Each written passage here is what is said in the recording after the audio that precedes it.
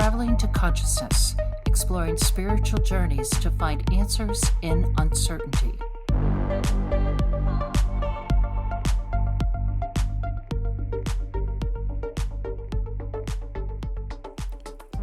What is up, conscious monkeys? Welcome back to another episode of Traveling to Consciousness. As always, I'm your host, Clay Terry, and in today's podcast, we have a little bit of a message, an incident that literally hit home for me today. And it really goes to justify and validate everything that I'm doing with the American Congress Party. At least in my heart, it does. And I feel like that this is something that we should all be aware of and how crazy this is, because there's a whole bunch of different angles to this dilemma, if you will. But here it is. Here is exactly what I got in the mail. And this is from Pennsylvania Department of Environmental Protection. So the department that's supposed to be protecting the environment. And I would assume that's so that it's for us. And specifically, and this is kind of crazy too, I didn't realize this until I was reading the fine print, but from the Bureau of Safe Drinking Water. So I guess within the Department of Environmental Protection, there's a Bureau of Safe Drinking Water. Well, let's find out just how well they're doing. So the title of this letter that came in the mail is Consumer Notification of a Lead Status Unknown Service Line. You go down and you start reading this, and it says I'm going to leave out I'm going to kind of redact a little bit of the information so that no one can, what's the word looking for? I forget what it's called whenever you put like your information outline, docs, so no one can dox me. But essentially it says the local water authority would like to inform you that the material of the water service line located at my house has yet to be determined. Subsequently, the service line has been classified as a lead status unknown. That means that all or a portion of your service line may be made of lead or galvanized piping requiring replacement. Water supplied through a service line of unknown material has the potential to increase your risk of exposure to lead. Yeah, no kidding. What is a service line? A service line is piping that connects your household or building plumbing to the water main in the street. Ownership varies by water system, but is typically split between water systems, yada, yada, yada. How can I determine my service line material? Well, the local water authority is continuing service line identification and replacement. If your service line is found to contain lead or galvanized piping requiring replacement, you will receive a separate notice with information about service line replacement and, if available, financing opportunities. So, we would have to pay for it. On top of that, they've been poisoning us. Who put this in? I didn't put it in. You think the person who bought this house put that in? So the government put in a lead pipe and then said, well, if you want to fix it, we'll fix it for you, but it's going to cost you money. And in case you don't know, because they put it in here, what are the health effects of lead? Because if you don't know, it's pretty tragic. Exposure to lead in drinking water can cause serious health effects in all age groups. Infants and children can have decreases in IQ and attention span. Anyone notice how ADHD is on the rise? Lead exposure can lead to new learning and behavior problems or exacerbate existing learning and behavior problems. Oh, how about that? Funny that, right? The children of women who are exposed to lead before or during pregnancy can have increased risk of these adverse health effects. Adults can have increased risk of heart disease, high blood pressure, kidney, or nervous system problems. And this may or may not be what you've been drinking for the last 30 years, 20 years, however many years you've been in this household. We don't know. Maybe you have it. We don't know. But if you do, we're going to make you pay for it, not the government. We're not responsible for clean water. Oh, and we've been poisoning you for the last 30 years. Yeah, we're not going to subsidize any of that just because your education might be lower. Maybe you made poor financial decisions because you're literally less intelligent for having drank the water that we supplied you with. How do you reduce exposure to lead in drinking water, you may ask? Well, you run your water to flush out lead. If water hasn't been used for several hours, run the water for 15 to 30 seconds to flush lead from the interior plumbing, or run the water until it becomes cold, or reaches a steady temperature before using it or drinking or cooking. Only use cold water for drinking and cooking. Like, what? Yeah, because lead dissolves in cold water. This is insane. Do not use water from the hot water tap to make baby formula. Do not boil water to remove lead. Boiling water will not reduce lead. It's so insane. Look for alternative sources or treatment of water, such as the use of a pitcher filter that is certified to remove lead. And guys, this is just this letter. So here's the deal. You can look at this in so many different ways, right? First of all, why would they just say they don't know? Shouldn't they test it and then let you know if you have a problem or not? Because first of all, this just induces fear, right? Step one. And if we know anything, if you've listened to this podcast at all, we do need to stay away from fear. With that being said, how insane is it that they're going to sit here and say, oh, yeah, so we may or may not have been poisoning you for the last, 30 some years. And if we just so happen to find out that we were poisoning you, we're going to make you guys pay for it. Okay, sounds good. Because we definitely haven't been paying taxes, and this Bureau of Land and Safety, let me get it, of the Bureau of Safe Drinking Water. Yep, Bureau of Safe Drinking Water. Is it not their responsibility? Are we not paying their salaries to fix these problems? Like, what are we paying them to do? I'm going to look up now. Bureau of Safe Drinking Water. When was it established? Do you want to take a guess of whenever it was established? Because I'll be very interested to find out.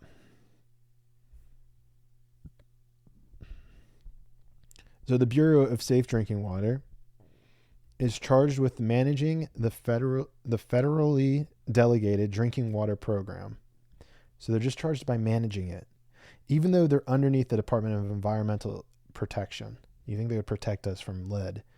To carry out this mission, the Safe Drinking Water Program protects all Pennsylvanian residents. Protects all Pennsylvania residents and visitors from microbiological, chemical, and radiological contaminants in drinking water served at nearly 9,200 public water systems.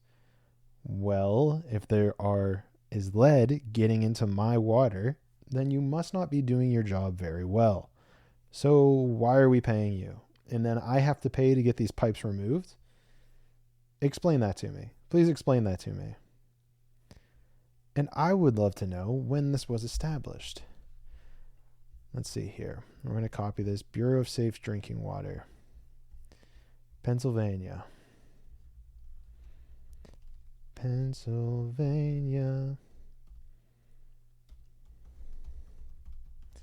I just find all of it just so crazy.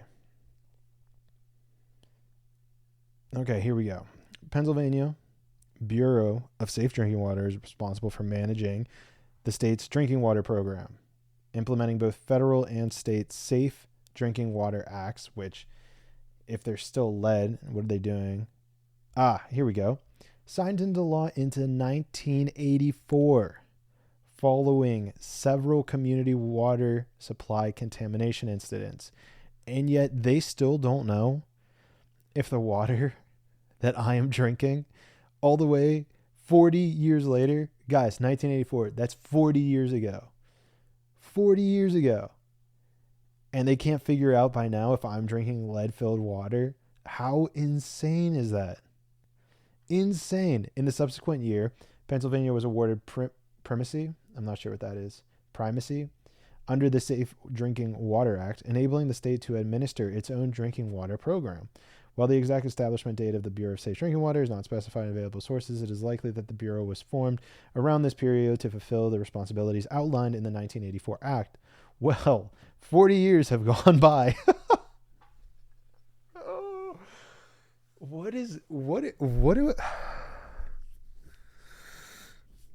Are we living in idiocracy? My mind, guys, the more I dive into this, the more that just I look at the world that has been the government programs, the world. I mean, I guess it's the world, but like at least the government programs with which have been given or put in place, and just the lack of responsibility or accountability that has gone on in these programs. I don't understand why it still blows my mind. But for some reason, some way, they still find a way to blow my mind. 40 years. 40 years this thing has, like, oh my gosh, how much money has been, I don't know, collected? What would it be spent on the on this department? How much money have we spent in the last 40 years on this department? I want to know that.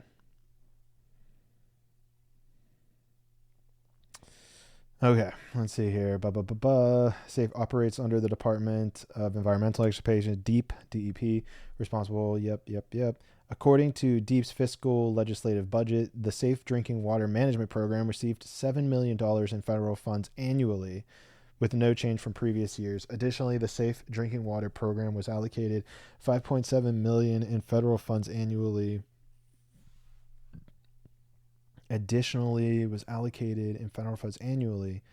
Okay, so what is that? 7 plus 5, that's 12.7 million a year. Yeah, so it's about 12.7 million a year. How much has it received in since it began in 1984? I mean, I assume it would like increase. The exact is a little difficult to find. So over 40 years, the Bureau, assuming the funding level remained consistent, $480 million in federal funding. $480 million in federal funding. Infrastructure investments. In recent years, significant investments have been made in Pennsylvania's water infrastructure. For instance, in October of 2024, which was literally last month, they announced over $132 million in federal funding for water infrastructure upgrades. I mean, what did they do before then? How much? Okay. And you guys this is awesome. I think this is actually really cool because this is showing you guys exactly how I would research this, what I would figure out whenever presented with a problem like this. So like now, how much would it cost to find out, to survey, let's say to survey and find out if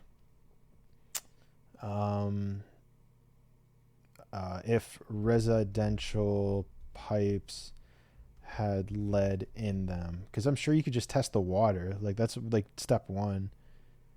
It's going to depend, of course. Typically costs between 300 and 700. National average around 500. You can do a lead risk assessment. So how much would it cost to test all of Pennsylvania? Let's see that. Pennsylvania. Full disclosure, I am using ChatGPT here, but I think that's like valid. Okay, so there are 5.3 million households that undergo professional lead inspection. At the cost of $500, total expenditure would be about $2.6 billion. Okay, so that's not a viable option.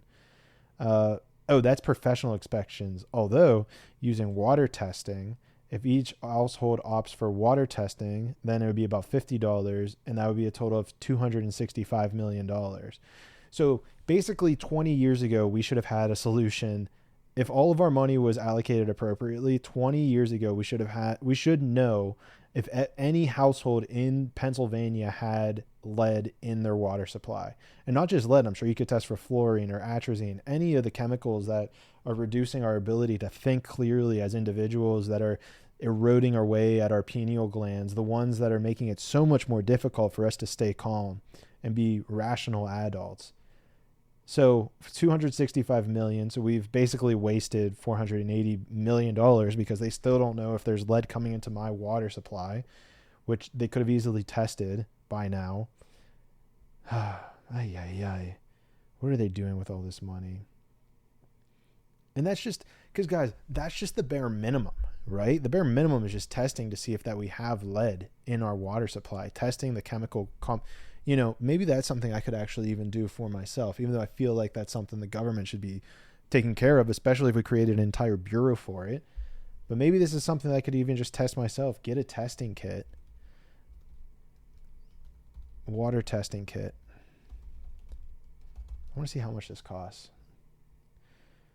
Water testing kit. Is it actually going to be? What did they say it was? Here we go. Okay, $30. Water testing kit. I'm looking at Amazon, of course, because where else are you going to buy a water testing kit? Lead, iron, copper, nitrite, fluoride, bacteria, manganese, mercury, pH, total alkalinity, hardness, total chlorine, hydrogen sulfide, sodium chloride. I mean, I feel like they should also put in here atrazine. I don't know why they're not testing for atrazine. Maybe that's harder to tag. I don't know. Huh. Okay. I might have to get this. Might have to get one of these, test it for myself, give you guys a review, let you know if I've been getting poisoned. But just crazy. I think it just highlights the level of waste, fraud, and abuse that's going on within our governmental system, and how they've thrown $480 million at this issue. And yet we still haven't seen, I still don't know if they've done lead. So like, why are we funding them? I on paper, I love the idea. I think it makes sense that there should be a government oversight to do this, but why are we spending money on them if they're not actually doing what it is that it says they're supposed to be doing? So to me, it's just another highlight of wasted money in the system, them taking our taxpayer dollars, our hard-earned money that they just want to rip out of our pockets. You know what? I'm just going to have to leave it at that. I think you guys get the picture of what I'm trying to say here. And I think that is very important to just realize that you need to take matters into your own hands, whether it's, voting American Congress Party, because that will change these things. I'm not going to sign any sort of legislation that promotes these people to be doing what they're doing. They're going to give me full reports. They're going to be saying, Clayton, this is where we're spending all of their money.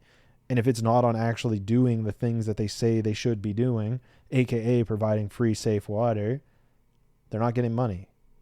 It's that simple. It's really that simple. And yet, for some reason, whether it's bureaucrats, whether it's politicians who don't really care, or they're paid to look the other way, that time's over. That time is over in America. And I'm telling you, the power is in your hands.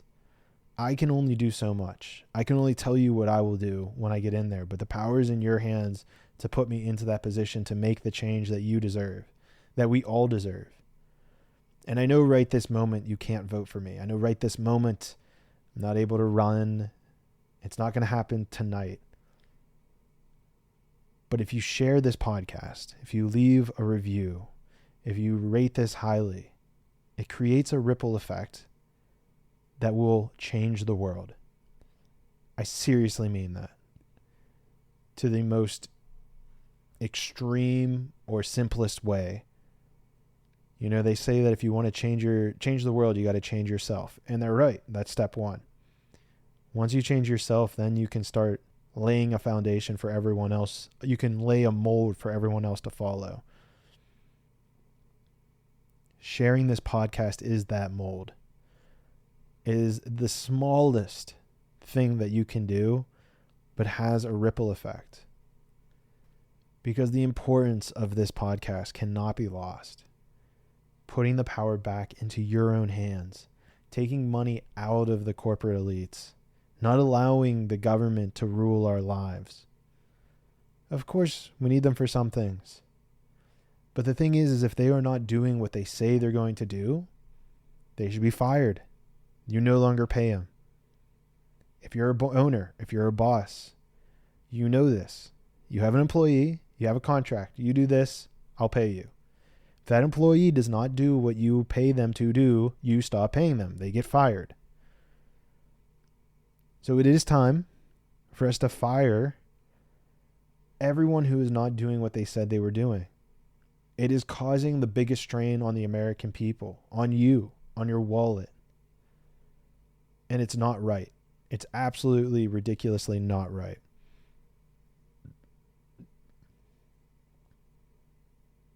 So, all we can do right now is share this podcast. Leave a review, leave a rating.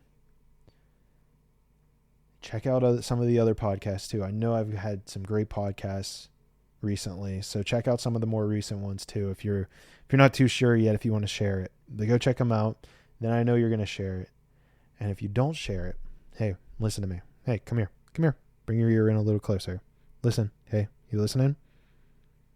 If you don't share it, then we're going to have a conversation about it whenever I see you in the 6th dimension.